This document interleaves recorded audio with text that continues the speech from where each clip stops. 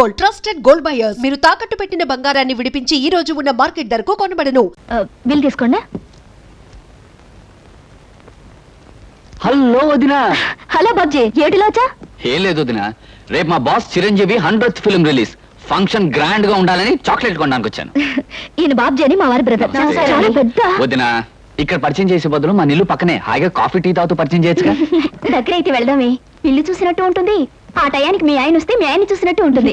అలాగే పద బాబ్జీ, మన కార్లో వెళ్దాం. ప్లీజ్. అన్ని తీసుకున్నారా?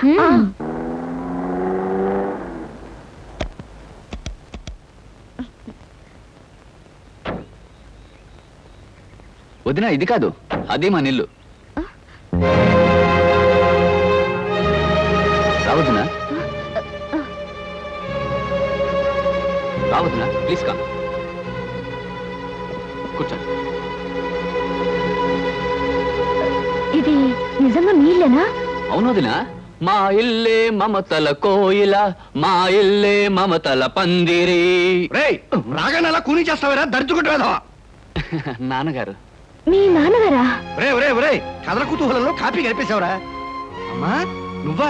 ఎంతసేపు అయింది వచ్చి?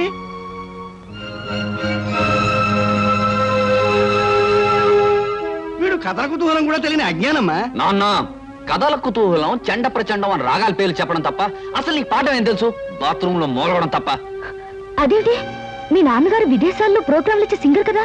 సింగర్నే మరి. ఎక్కడ విదేశాల్లోనా?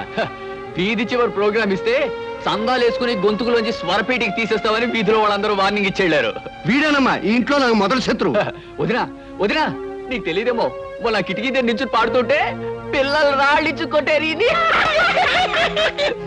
దరిద్ర పేదవా, అర్థమైన హీరోల పోస్టర్లు అంటించి వాటి మీద ప్రాణముద్దలు కొట్టుకుంటూ బతికే నీ బతుకు నా బతుకు మంచిదేరా. మామ మీద కొట్టానంటే కేదార్గౌడ్ రాగంలో కెవ్వుమని ఎడుస్తావు. 5వ క్లాస్ పేదవా. అదేంటి, మీ చిన్నబ్బాయి ఐఏఎస్ పాస్ అయ్యి? ఐఏఎస్ వీడి బోందా. 5వ ఫారం 6 సార్లు తప్పాడు. 6వ ఫారం లో జాయిన్ చేస్తే స్కూల్లోంచి పారిపోయాడు. తొమ్మలగుండి వేప మూతి మీద కొట్టానంటే మధ్యమావతి రాగంలో ఏడుస్తావు. ఏమండి మీ గొడవ? వాడిని ఎప్పుడు ఏడిపించు తింటారు. అరే కోళ్ళు వచ్చేసింది. అదేమిటమ్మా చెప్పా చేయకుండా వచ్చావు? అమ్మా వదిన, నేనే తీసుకొచ్చానమ్మా. అదేమిటండి, మీరు ఇంటి పనులు చేస్తున్నారు, మీరు సొసైటీ లేడీ అని? ఈవిడ లేడీ కాదు, దుప్పి కాదమ్మా, నా పెళ్ళం. అది కాదండి, ఈవిడ పబ్లిక్ సర్వీస్ చేస్తారని. పబ్లిక్ సర్వీస్ లేదు, నా బొందా లేదు. ప్రైవేట్ గా అంట్లు తోగుకుంటూ ఉంటుంది, మా అందరికి వంట చేసి పెడుతుంది, అప్పుడప్పుడు ఇలా పొడుస్తుంది. పులిహార సేమ్యా ఉప్మా చాలా అద్భుతంగా చేస్తుంది. నువ్వు దగ్గర కూర్చొని చేయించు మరి. మీ మామగారు మాటలకేం లేమ్మా, ఆయన అలాగే మాట్లాడతారు. నిన్ను చూస్తే మాత్రం నాకు చాలా గర్వంగాను ఆనందంగాను ఉందమ్మా. గొప్పింటి బిడ్డవై ఉండి ఆస్తి అంతస్తు అనుకుండా మీ నాన్నగారి దగ్గరే సేల్స్ మెన్ గా పనిచేస్తున్న మా అబ్బాయిని పెళ్లి చేసుకోవడం నిజంగా గొప్ప విషయం అమ్మా. ఏమిటి, కృష్ణ మా నాన్నగారి దగ్గర పనిచేస్తే సేల్స్ మెనా? అవునమ్మా, నీకు తెలుసుగా. ఏమే, పెళ్ళైన భర్తను పట్టుకుని సేల్స్ మెన్, నౌకరు, చౌకీదార్ అంటూ ఉంటే కోడలు మనసు బాధపడదు? పెళ్లి చేసేసుకుంది కదా, ఏ ప్రొపరేటర్ అయిపోతాడు. నువ్వు వెళ్ళి మన కోడలకి, స్నేహితులకి, వాళ్ళందరికీ కాఫీ టిఫిన్ చేసేసరా. మీరంతా కూర్చోండి అమ్మా. ఇది కడుకురా. ఉల్లిపాయలు తరిగిస్తాను, కూర్చోండమ్మా. పెద్ద కోటీశ్వరుడు చెప్పింది ఏమైంది? స్వయంవరం ప్రకటించి మరీ సెలెక్ట్ చేసుకుంది. విదేశాలు, విమాన ప్రయాణాలు అంది. ఇంతటి సంబంధానికి పేపర్ ప్రకటన ఒకటి.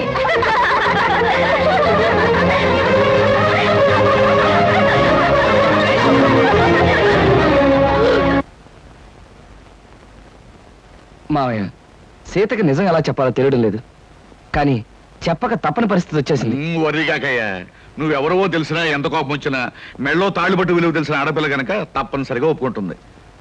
అమ్మా సీత, ఎక్కడి చూస్తున్నావమ్మా? ఇప్పుడే అల్లుడు గారు నేను నీ గురించే తలుచుకుంటున్నాం. నేను కూడా మీ అల్లుడు గారి గురించే తలుచుకుంటూ వచ్చాను. బైది బై, మీ హనీమూన్ ప్రయాణానికి కావాల్సిన కొనుక్కున్నావా? నాకు కావాల్సింది కొనుక్కుందామంటే నాకు అది దొరకటం లేదు డాడీ. ఇట్స్ ఆల్ రైట్, వెళ్ళేది ఢిల్లీ కదా, కావాల్సినవన్నీ అక్కడే కొనుక్కోవచ్చు. అవును, మనకు కావాల్సినవన్నీ అక్కడే కొనుక్కోవచ్చు సీత, యు డోంట్ వరీ. మాకు ఢిల్లీ టికెట్స్ ఎంత కొన్నారు డాడీ? 1500 చిల్లరైందమ్మా. అంటే మన ఆఫీస్ లో ఒక సేల్స్ మెన్ జీతం అంతే కదండి? అంతే అయి ఉంటుంది. I don't know what uncle, మీ సేల్స్ మెన్ కి ఎంత ఇస్తారో ఆయన అడగడం దేనికి? పుచ్చుకునేది మీరేగా. Sita, what are you talking? Shut up. అబద్ధాలు కట్టుకథలు చెప్పి నన్ను మోసం చేస్తావా? మా నాన్నగారి దగ్గర జీతం డబ్బుల కోసం పనిచేసేవాడివి నా దగ్గర మల్టీ మిలియనర్ల వద్ద చేస్తావా? ఎందుకో పనికిరాని నీ కుటుంబ సభ్యుల్ని, గ్రేట్ పీపుల్ అని నాకు పరిచయం చేస్తావా? నా మెళ్ళలో తాళిబొట్టుకి మోసం అబద్ధం కుట్రనే 3 ముళ్ళు వేసి నా బ్రతుకుని అన్యాయం చేస్తావా? అమ్మా సీత, ఆవేశపడ. ఈ పెళ్లి జరగడానికి కారణం అతను కాదమ్మా, నేను. డాడీ, అవునమ్మా, అతని అబద్ధాలను బలపరిచి నేను నమ్మేటి చేసి ఈ పెళ్లి జరిపించింది నేనమ్మా. డాడీ, ఈ పని నువ్వు చేసావా? ఒక మగవాడు పెళ్లి కాని ఆడపిల్ల ఆస్తి చూసి అందం చూసి అబద్ధాలతో మోసం చేశాడంటే దానికి అర్థం ఉంది. కానీ ఒక కన్న తండ్రి సొంత కూతుర్ని పరాయి మగాడితో నాటకవాడి పెళ్లి జరిపించాడంటే బహుశా లోకం ఇదే మొదలుతారనుకుంటాను. పసితరం నుంచి అమ్మలే నన్ను పెంచి పెద్ద చేసి అడిగింది కాదనక కోరింది లేదనక నన్ను ఇంతదాన్ని చేశా. ఇప్పుడు ఆయనతో కలిసి నాటకవాడి నన్ను ఎందుకు మోసం చేసావు? ఎందుకు మోసం చేసావు డాడీ? మంచి ప్రశ్న వేశావమ్మా, చాలా మంచి ప్రశ్న వేశావు. కానీ ఈ ప్రశ్న అడిగే ముందు జరిగిన విషయాలు ఏమిటో ఒక్కసారి గుర్తు తెచ్చుకో. ఒక ఆడపిల్లకు ఉండవలసిన మర్యాద సాంప్రదాయం మర్చిపోయి పేపర్లో మొగుడు కోసం ప్రకటనలు వేయించింది నువ్వు. ఆ ప్రకటనలు చూసి వచ్చిన కృష్ణను సెలెక్ట్ చేసుకుంది నువ్వు. అతన్ని మనసారా ప్రేమించి ఇంటికి తీసుకొచ్చి నాకు పరిచయం చేసింది నువ్వు. ఇందులో నా తప్పుందా?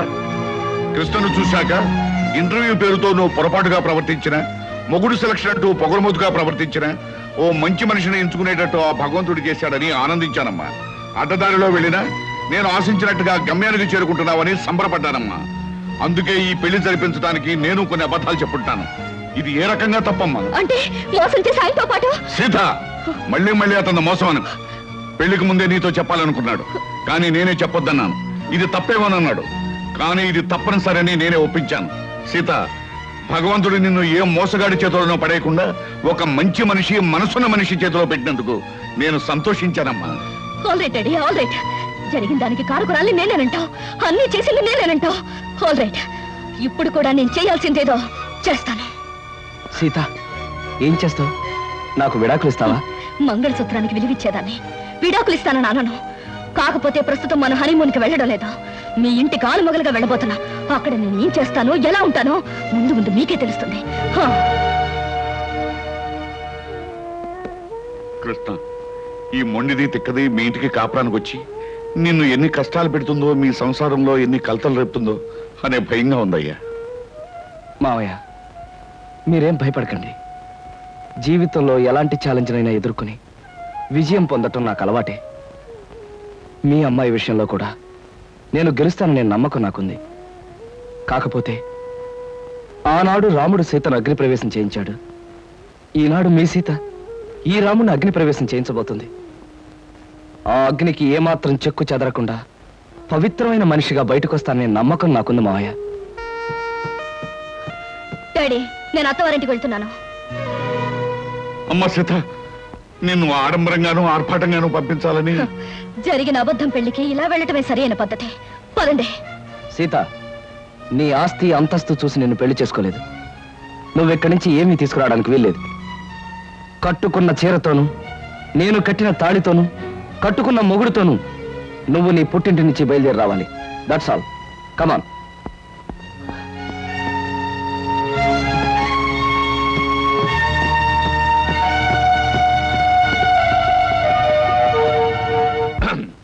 మా బాస్ చిరంజీవి ఇలాగే ఒక సినిమాలో ఫస్ట్ నైట్ అప్పుడు ఆపుతావా నీ గోలా? నేను వెళ్ళా? వెళ్ళు. 1 minute. Okay, thank you. వెళ్ళు.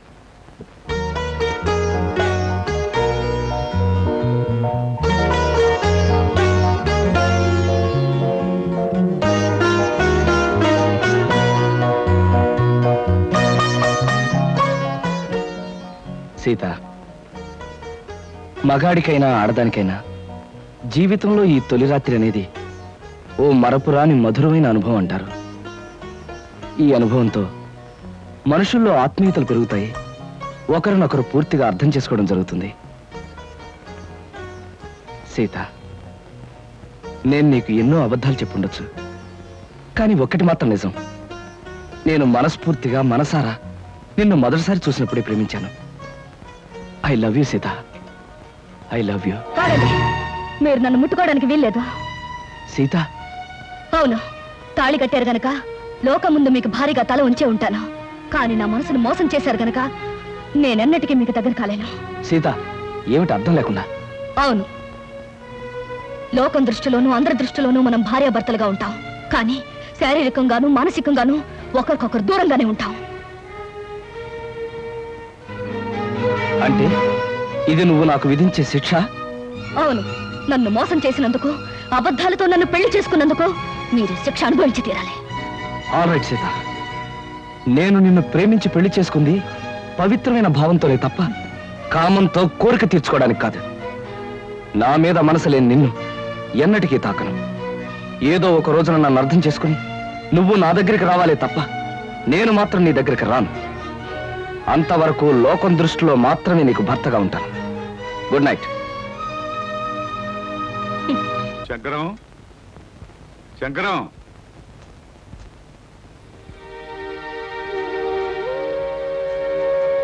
అమ్మా సీత, స్టవ్ మీద వేడి నీళ్ళు ఉన్నాయి, దించేయి. అలాగే అత్తయ్య.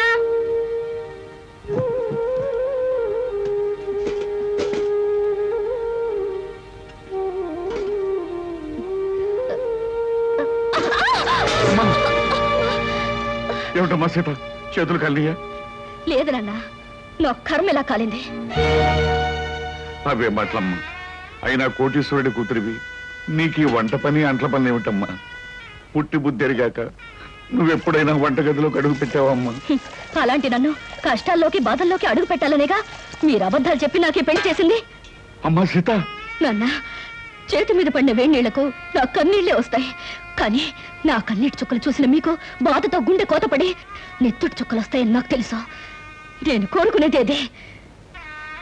అమ్మా సీత, ఓ మంచి మనిషితో నీ పెళ్లి జరగాలని నేను తాపత్రయపడ్డానే తప్ప నువ్వో పని మనిషిలాగా అలవాటు లేని అడ్డమైన పనులు చేయాలని నేను కోరుకోలేదమ్మా. 2000 జీతంతో అరడజన మంది ఉన్న కుటుంబాన్ని పోషించే ఒక మధ్యతరగతి మనిషి ఇల్లాలు అన్ని పనులు చేసే తీరాలన్నా. ఇది నువ్వు కన్నబిడ్డకు చేసిన మహోపకారం. పార్వతి, పవిత్రమైన కళ్యాణి రాగం లాంటి వార్త తీసుకొచ్చానే. ఎక్కడ అరే బావగారా, ఎంతసేపు అయింది వచ్చి? ఇదేమిటి ఇక్కడ నిలబడ్డారు? రండి కూర్చుందాం. రండి రండి కూర్చోండి. నమస్కారం అండి. నమస్కారం. బావగారు పళ్ళు తీసుకొచ్చారు. అన్నీ మీ అమ్మాయికేనా, మరి మాకేమైనా ఉన్నాయా? నీకే బావగారు. ఆహా, పొద్దున్నే గుమ్మం తగిలి పడిపోయారని తెలిసింది. పలకరించి వెళ్దామని వస్తూ పళ్ళు తీసుకొచ్చాను. నానోయ్, గుమ్మం తగిలి పడితేనే బుట్టడు పళ్ళు పట్టుకొచ్చారు. ఇంటి మించి పడ్డావంటే లారీ నిండా పంపిస్తారేమో. ఒకసారి ట్రై చేయకూడదు? రే, లారీ పళ్ళ కోసం నేను ఇల్లెక్కి కిందకు దూకాలంట. మొహం మీద కొట్టానంటే ముఖారు రాగంలో మొత్తుగా ఎడుస్తావు వేదావా. నమస్కారం అన్నయ్య గారు. నమస్కారం అమ్మా. ఇదేనా రావటం? ఇంత ముందే వచ్చానమ్మా. కాఫీ తీసుకొస్తా. వద్దమ్మా, మీతో ఒక విషయం చెబుదామని వచ్చాను. గాంధీనగర్ లో నాకు ఒక ఇల్లు ఉందమ్మా. అది నౌకర్లు చాకర్లతో అన్ని సదుపాయాలు గల ఇల్లు. ఊరికినే పడాడటం ఎందుకు, మీరందరూ కలిసి దాంట్లో మారితే బాగుంటుంది అని అనిపించిందమ్మా. ఏమిటి, నౌకర్లు చాకర్లు అన్ని సదుపాయాలు ఉన్న ఇల్లా? ఛాయరాయ కీర్తన లాంటి శుభవార్తని కాస్త ముందెందుకు చెప్పలేదు బావగారు? రేపే ఇంటికి మార్చేద్దాం. అవునా? చక్కగా ఒక గదిలో నువ్వు తలుపులు మూసుకుని సంగీతం పాడుకోవచ్చు. మరో గదిలో గదుల మాట ఎలా ఉన్నా నౌకర్లు సౌకర్యాలు ఉంటే సీతకు నాకు పనులు తప్పుతాయి. తప్పకుండా మారిపోతాం అన్నయ్య గారు. వద్దత్తయ్య గారు, మా నాన్నగారు అభిమానంతో చెప్పొచ్చు కానీ మనం అక్కడికి వెళ్ళడం చిన్నతనం అనుకుంటున్నావు తల్లి. అభ్యాదేం లేదమ్మా. అద్దెళ్లలో దిక్కుమాలు చావు చస్తూ 6 రాగంలో ఏడుస్తూ బతికే కన్నా హాయిగా మన ఇంట్లో ఉండడం మంచిదమ్మా. అది కదా మావయ్య గారు, అక్కడికి వెళ్ళడం వల్ల ఒక నష్టం ఉంది. ఏమిటది? మా వంశంలో ఆడపిల్లలు కన్నవారిచిన కొంపలో కాపురం పెడితే కాపురం పెడితే ఆ అమ్మాయి తాలూకు మావగారికి ప్రాణగండవట. అమ్మో నాకే. ఇంతకు ముందు ఒకరిద్దరు అలాగే పోయారు కాదు నాన్న? ఏమిటి బావగారు, మీకు ఈ విషయం ముందే తెలుసా? సంగీతంతో నేను చిత్రహింసలు పెడుతున్నానని మా వధ ఉంటున్న మాటలు మీరు నమ్మేసి నా ప్రాణాలు తీసేద్దాం అనుకున్నారు అన్నమాట. నువ్వు పోతే మీ అందరం ఎంచక్క హాయిగా బంగ్లాలో ఉండొచ్చు. మా గురించి ప్రాణత్యాగం చేయనన్నా. త్యాగం చేయడానికి ఇది ప్రాణం అనుకున్నావా, పంచాలు ఉంగి అనుకున్నావా? మామిడి పండుతో కొట్టానంటే మలై మారుతరాగంలో ఎడుస్తావు వేధవా. బావగారు, మీ అమ్మాయి ఏ ఏ పనులు చేస్తే నా ప్రాణానికి గండ వస్తుందో ఒక లిస్టు వేసి ఇవ్వండి. అవి చేయకుండా నేను జాగ్రత్త పడతాను.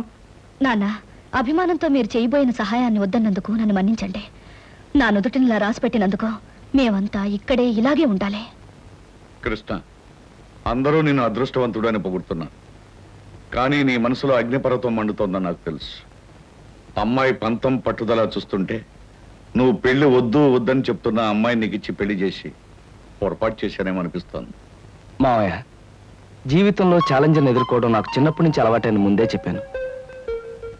సీతను తప్పకుండా మార్చి నా మనిషిగా, మామూలు మనిషిగా చేస్తాను. మీరేం బాధపడకండి.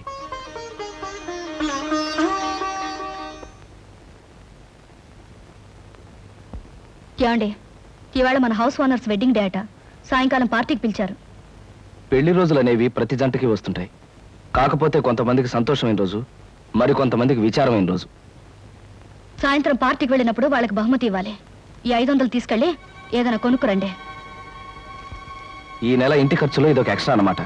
అయినా ఈ మన్మధరావు వెడ్డింగ్ డే చేసుకోకపోతే దేశానికి ఏమైనా నష్టమా? సవ్యంగా పెళ్లి చేసుకున్న వాళ్ళకి వెడ్డింగ్ డే అనేది ఓ పండుగ లాంటిది. 4 గంటలకల్లా పార్టీకి వెళ్ళాలి. ఏదో ఒకటి తీసుకురండి.